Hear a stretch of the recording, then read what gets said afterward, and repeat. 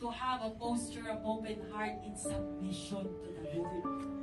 In submission that He is Almighty.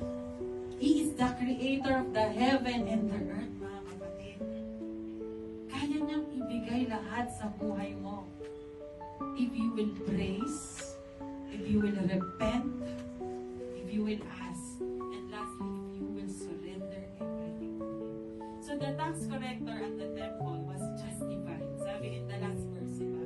Not because he argued his case sa Panginoong Diyos dito sa story, but because he yielded to God's mercy and will.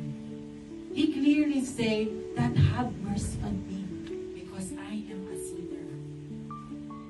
And the right posture when we pray, you have to surrender your pride, your plans, your sense of control, mga kapatid, and let God's decision be the final in your life.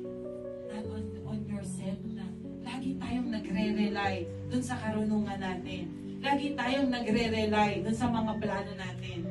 Kaya madalas napapahamak tayo. You're praying your plans, but you're doing the other way around. Diba? You're asking God, Lord, guide me in these plans. Thy will be done. But you're doing the other way around.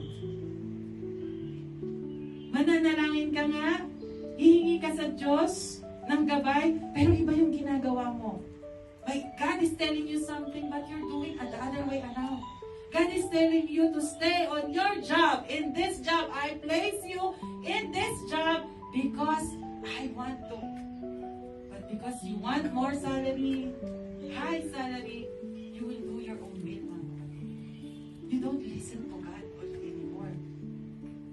Nawawala na yung surrendering. Nawawala na yung dependence sa Panginoong Diyos.